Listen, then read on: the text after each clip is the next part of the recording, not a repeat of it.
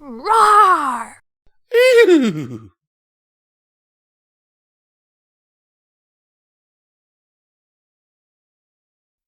Hello and welcome to Midnight Readings. Today we'll be reading Carry Me Home, Pinkie Pie's chapter, written by Propmaster. Hope you all enjoy. Spike crouched awkwardly outside of Sugar Cube Corner, his head poking through an open window into the front dining area of the bakery. Inside were 24 or so ponies, party hats on, all chanting happily. Mr. and Mrs. Cake sat together, their manes grey and limbs feral, smiling happily at the ponies filling the front of their bakery. Pumpkin Cake sat beside them, beaming at the attending ponies. She reached out with one hoof, catching a younger Pegasus with a red and white striped mane and yellow coat in her grasp and kissing her on the forehead. "Oh, Angel Cake, I'm so proud of you. Graduated top of your class. You sure showed those fancy chefs that fine cuisine can come from places other than Prance." Angel Cake blushed, struggling slightly in her mother's grasp. "Thanks, Mom. We're very proud of you, our sweet little cake," said Cupcake, her voice wavering with age and infirmity. She reached out with one hoof and lightly patted Carrot Cake on the fetlock. Carrot Cake was asleep, snoring with apple balm in his seat. Cupcake smiled at her husband. "Grandpa is very proud too." "Thanks, Grandma. Thanks, Grandpa," Angel Cake chirped, escaping her mother's grasp and trotting over to kiss her grandmother and grandfather on the cheek. Carrot Cake stirred, but did not wake up, smiling gently. "Yes, congrats. I'm sure Pinkie Pie is raring to go with some surprise or other. She's been over the moon about your graduation party," Spike added, his voice rumbling over the top of the conversations, despite his focus on keeping his volume low. Angel Cake beamed up at Spike. "Thank you, Spike. Do you know where Auntie Pinkie is?" As though overhearing the conversation, Pinkie Pie's voice floated out of the kitchen in the back, her voice barely loud enough to overcome the noise of the party. "I'll be just in a second. Auntie Pinkie Pie just needs a little help. Could you ask Spike to come round the back window? We need, more firepower." Spike smirked, an expression shared by Angel Cake. The young Pegasus pony shook her head, giggling. "Oh man, if she needs your brand of firepower, it must be a serious surprise." "I'll see what she needs," Spike said, pulling his head carefully out of the open window and standing up. He stretched briefly, up onto his back legs, stretching out his neck and nearly touching the topmost point of Sugar Cube Corner's roof. It was tough being a big dragon among little ponies, and his neck often hurt from being held low to the ground. It was always worth it, though. He loved them all. His stretch complete, he walked round the back side of Sugar Cube Corner, spotting the open window into the kitchen and poking his head through. The interior of the kitchen was a disaster as per usual, with a multitude of cakes and pies and assorted goodies filling every available space. Pinkie Pie had obviously been hard at work for hours. Pinkie Pie herself sat in the middle of the kitchen, her head down, and she looked up at Spike as he entered the kitchen.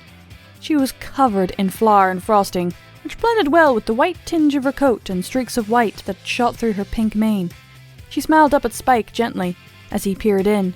Spike immediately sensed that something was wrong. "Hey, Pinkie, what do you need?" Pinkie's smile widened a bit, but there was a tremble to it, almost imperceptible. "Hiya, Spike. Well, it's a funny story." "Yeah?" Spike asked, knowing that it was best to allow Pinkie to explain things in her own time. "Well, not exactly funny. It's not like ha-ha sort of funny. It's more like, wow, isn't this a passage of time? And things it does to ponies crazy kind of funny? The kind of funny that isn't exactly funny, but you don't have any choice but to laugh because the alternative is throwing up and crying a lot and being sad?" Pinkie said, one hoof gesturing wildly. Spike stared at her, a sinking feeling in the pit of his stomach, and Pinkie stared back, her eyes watering slightly. You know what I mean?" she said, her voice getting quieter. "Yeah, I know what you mean," Spike said slowly. Pinkie nodded. "Yeah, of course you do. You're super duper smart. All that time around Twilight, all that time in the library, you grew up so good, Spike. I don't think I say that enough. Well, you grew up and then you grew up." Pinkie giggled and snorted at the little pun, and Spike snickered along with her. She'd said that joke 100 times, maybe more, but he always laughed because he loved it, and her. Pinkie smiled at him, a little relief evident on her face at the laugh, and the silence stretched overlong. "What did you need, Pinkie Pie?" Spike asked finally, a gentle reminder of the topic at hoof. "Oh, right! So I've been baking all day and working really super duper hard on the stuff for the party. I pulled out my party cannon, got it loaded, and I've been on track!" Pinkie gestured around to the obvious end result, the mountains of snacks, treats, and cakes staggering in their sheer volume. "I'm so proud of my little cousin growing up in the proud family tradition of cooking. She's done so much hard work, so I wanted to throw her a super duper special party." Pinkie smiled, her eyes closing briefly, as she listened to the sound of happy ponies flittering through the closed doors to the bakery. When her eyes opened again, they were wobbling with barely contained tears. "But I don't think I can." Spike frowned. "Why not?" Pinkie's ears drooped. "I think I hurt myself pretty bad, Spike. I was lifting a big bag of flour earlier, and I think it was a teeny bit too big for an old pony like me. I fell over and the bag landed on me. And, well, I've been hoping I could just push through, but the party is here and I can't move my back hoofsies anymore." You can't move them? What do you mean?" Spike asked, leaning forward further into the kitchen, peering at her intensely, trying to spot the trouble. I can't move them. My back is all tingly, and it hurt really bad, and I just ignored it, because I had so much to do, so I kept working and my back got worse. And then it got all tingly, and I thought it was getting better, but then my back legs got tingly too, and I was having trouble bouncing and bronking around, and then they just got numb. I can't even feel them. It's like they're asleep, pins and needles, but now it's nothing." Pinkie stared at her lower back, craning her neck. Spike's eyes widened. "Can you stand?" "No, I tried. I pinky promise, but they're just not working," Pinkie said, her eyes filling with tears. Spike closed his eyes, feeling sick to his stomach. "Pinkie, this could be really bad. We need you to take you to the hospital. They might be able to help you." Pinkie stared up at Spike, her eyes wide. "But what about the party?" Spike managed a small smile, despite the ill feeling in his gut. "They'll figure something out. No pony would want you to get hurt just to throw a party." Pinkie bit her lip, a few tears finally falling from her blue eyes as she stared around the kitchen. I worked so hard." "It's okay, Pinkie. They'll all understand. Your health is more important." Pinkie inhaled slowly, her mane drooping bit by bit, and she nodded to Spike. "Isn't there something we can do? Spike, I really want to do this. It's not fair that Angel Cake worked hard and then the party got ruined because of my dumb old back." Spike managed to get one arm into the kitchen, reaching out and patting Pinkie Pie gently on the head. "It's okay, Pinkie." Pinkie reached up with one hoof clinging to Spike's wrist, the other hoof supporting her upper body. "Spike, please. I didn't know this was going to be my last party. Don't let me go out like this, Spike. Give me this one, please. I know you're super smart, and you're super right, that I should go to the hospital, but can we wait just a little while?" "The longer we wait, the more likely that whatever damage you've suffered is going to be permanent. You know that, right?" Spike said, his eyes burning with the thread of tears. "I know, but please, Spike." Pinkie Pie begged, clinging to Spike. He could feel his tears against his scales, feel her vigorous energy draining out with every barely contained sob and shaking breath.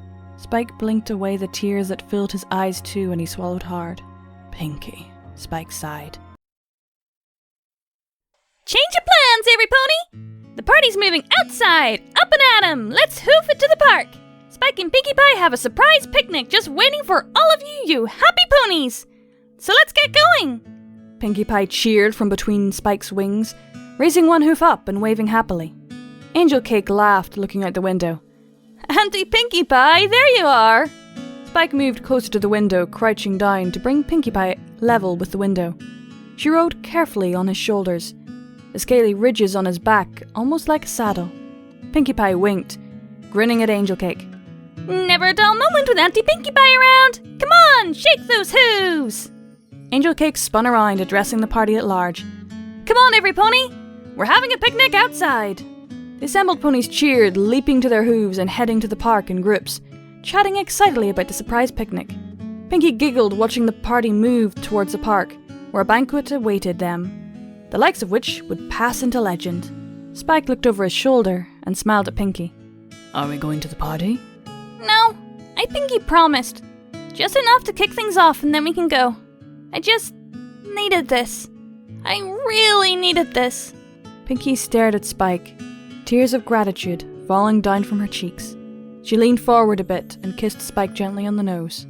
Thank you. You know how to make an old pony smile. Smile, smile. Spike nuzzled his dear friend. Yes, I do.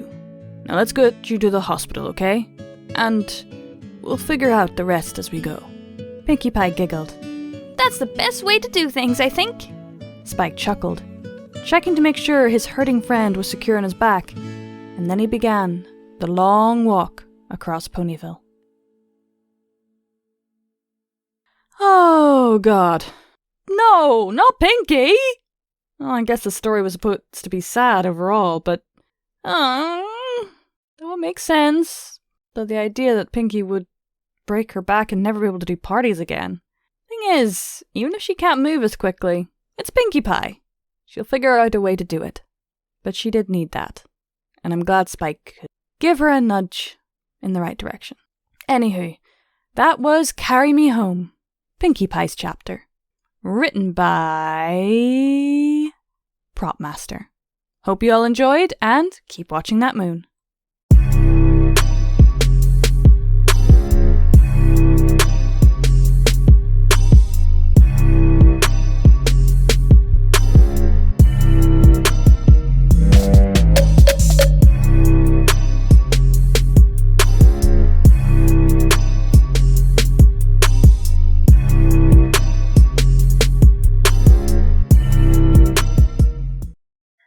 And a howling thank you to my Patreons.